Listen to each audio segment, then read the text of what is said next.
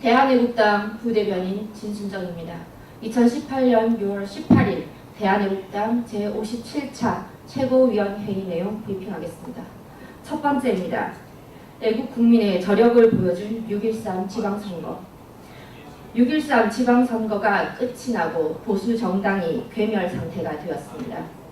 6.13 지방선거 전부터 대한애국당은 이러한 상황을 예측했었습니다. 보수 우파들의 개혁과 혁신이 잘 되지 않았습니다.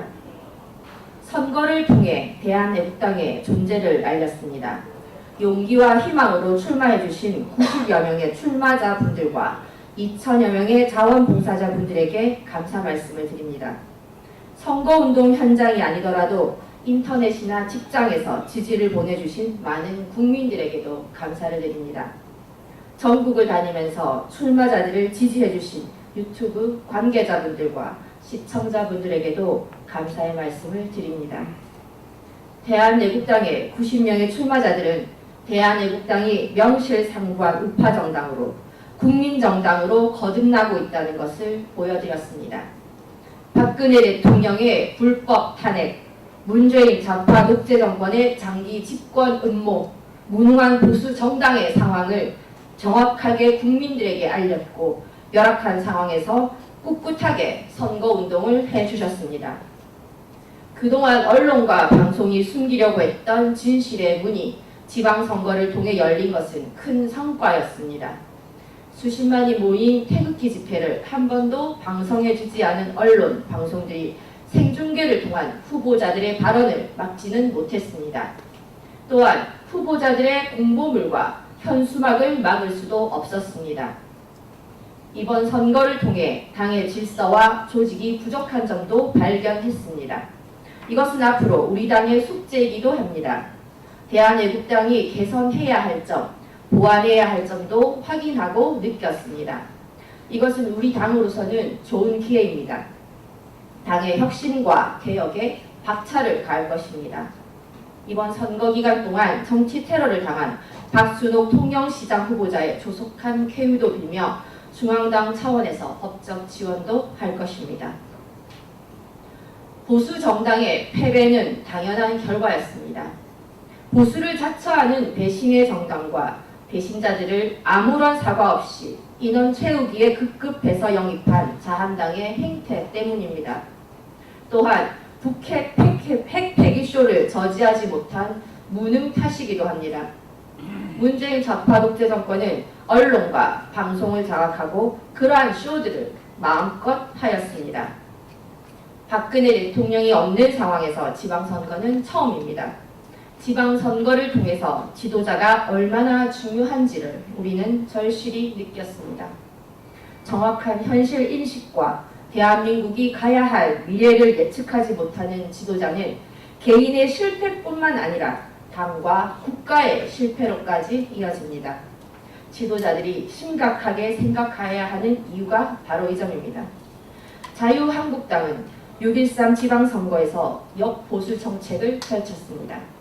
무상교육, 무상급식, 청년수당 등 사실상 더불어민주당의 포퓰리즘 정책을 도용하였습니다. 당연히 더불어민주당에게 질 수밖에 없었고 또한 당대표가 패싱당하는 사상 최악의 선거였습니다. 홍준표 전 대표는 사퇴하면서 박근혜 대통령의 출당 조치에 대한 진심 어린 사과를 했었어야 했습니다. 박근혜 대통령을 탄핵하면 데 이어 2번 죽인 장본인이 또 다른 논리로 애국 국민들에게 아픔을 주는 것은 옳지 않습니다. 보수우파 정당이 살아날 수 있는 길은 분명합니다. 불법 탄핵, 거짓 탄핵의 진실에 대해서 고백해야 합니다. 그리고 문재인 좌파 독재 정권에 대해 투쟁해야 합니다. 그것이 없는 야당 우파 정당에 살 길은 없습니다. 만약 또다시 탄핵 세력들이 보수 정당의 전면에 나서면 보수 정당은 그야말로 괴멸이 됩니다. 자유한국당은 듣기 좋게 정책과 철학을 이야기합니다. 그 정책과 철학이 좌클릭되고 포퓰리즘 정책이 되면 21대 국회의원 선거에서는 보수의 씨가 마를 것입니다. 자유한국당에서 탄핵 창석파들이 살아남기 위해서 보수파를 분열로 이끌어간다면 애국 국민은 절대 좌시하지 않을 것입니다. 6.13 지방선거 이후 있을 정치 개편에서 보수파를 재건해야 하는 것이 사실입니다.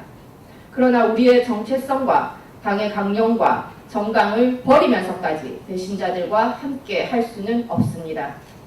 우리는 우리의 길을 가야 합니다.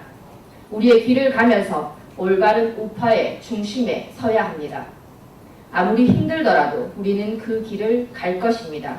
이것이 애국 국민들의 소망과 바람입니다. 대한애국당은 이번 선거를 통해 부족한 점을 많이 확인했습니다.